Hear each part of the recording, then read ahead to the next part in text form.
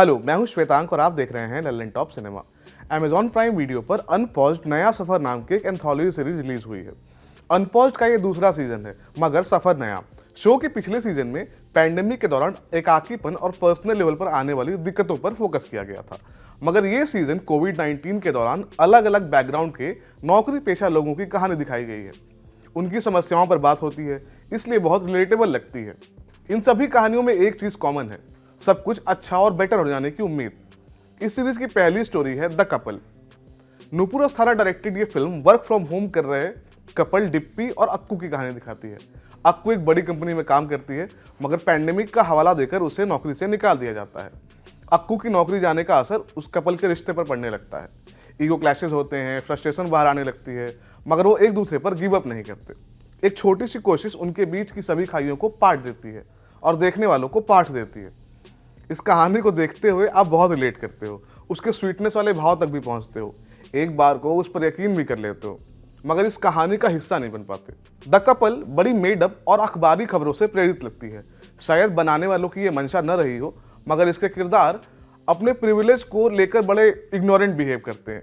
जब पूरी कहानी का बैकड्रॉप सोशल है, ऐसे में ये थोड़ी पर्सनल हो जाती है। इस फिल्म में प्रियांशु पेयुली और श्रेया धनवंतरी ने लीड रोल्स किए हैं। सीरीज की दूसरी स्टोरी है वॉर रूम। अयप्पा के मशहूर एड फिल्म मेकर रह चुके हैं, ये उनकी पहली फिल्म है। कहानी है संगीता नाम की एक स्कूल टीचर की, जो कोविड-19 में लोगों की मदद के लिए बने वॉर रूम में काम कर रही है। उसका काम मदद के लिए आ रहे फोन उठाकर लोगों को अस्पताल में बेड्स मुहैया करवाना है, मगर इसी दौरान उसे एक ऐसे व्यक्ति के परिवार से फोन आता है जिससे उसका कुछ पुराना कनेक्शन है। जिस आदमी को वो अपने बेटे की मौत का जिम्मेदार मानती है, उसे मदद की जरूरत है। ऐसे में संगीता के पास दो ऑप्शंस हैं।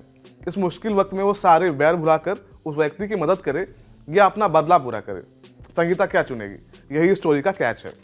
वॉर रूम में गीतांजलि कुलकर्णी जैसी फायर क्रैकर एक्ट्रेस ने संगीता वाघमारे का रोल किया है। आप इस फिल्म के शुरू होते ही इसके साथ जुड़ जाते हैं, संगीता की दिनचर्या का हिस्सा बन जाते हैं।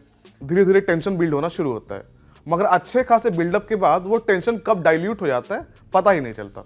ये कहानी जैसे खत्म होती है, उसका मर्म समझ नहीं आता।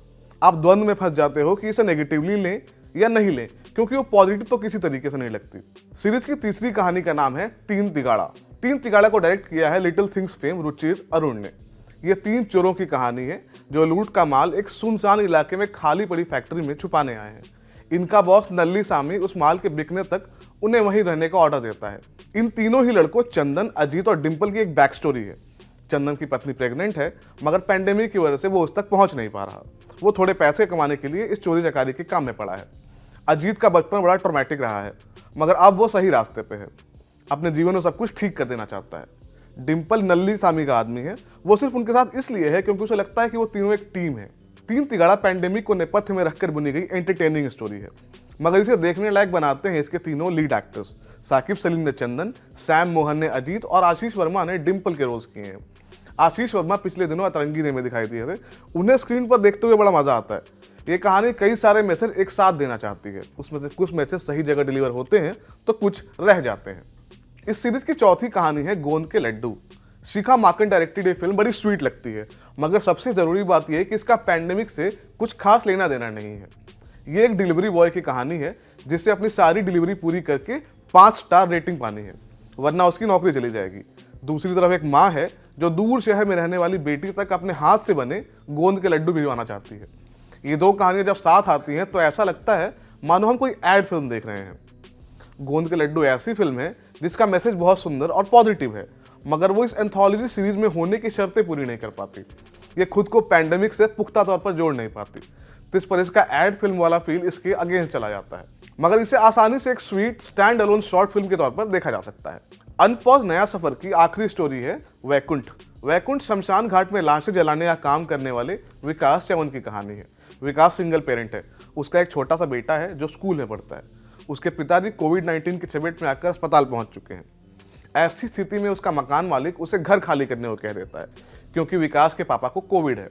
वो रिस्क नहीं लेना चाहता। विकास अपने बेटे को लेकर शमशान में ही शिफ्ट हो जाता है। जिस अस्पताल में उसके पिता एडमिट हैं, वहां से रोज एम्बुलेंस में कई सारी लाशें जो हैं शमशान आती हैं। विकास रोज सस्पेंस भरी लाइफ जी रहा है, मगर इसके अंत में सब कुछ अच्छा हो जाता है। कैसे, वो जानने के लिए आपको ये फिल्म देखनी चाहिए। मेरा पर्सनल ओपिनियन है कि अगर आप ये पूरी एंथोलॉजी नहीं देखना चाहते तब भी आपको इसकी 5वीं फिल्म वैकुंठ जरूर देखनी चाहिए। फैंड्री और सैराट जैसी फिल्में बना चुके नागराज मंजुले ने इस फिल्म में विकास चवन का रोल किया है। इस फिल्म के डायरेक्टर भी वो खुद ही हैं। वैकुंठ बड़ी सिंपल सी स्टोरी है, मगर जिस तरह से वो घटती है वो चीज़ आपकी सांस अटका कर रखती है। ये इस सीरीज की सबसे मजबूत और मूविंग स्टोरी है। आपको दिखता है कि जब एक फिल्म मेकर को अपने क्राफ्ट पर कमांड होता है तो एक साधारण सी स्टोरी को भी कितना कमाल बना सकता है। प्लस ये फिल्म जैसे खत्म होती है वो इस एंथोलॉजी सीरीज से आपकी सारी शिकायतें दूर कर देती है, पॉजिटिविटी से भर देती है और दिल खुश करती है। सो अलग अनपॉज नया सफर को आप Amazon प्राइम वीडियो पर स्ट्रीम कर सकते हैं। मैं हूं श्वेतांक और आप देख रहे थे लल्लन टॉप सिनेमा। शुक्रिया।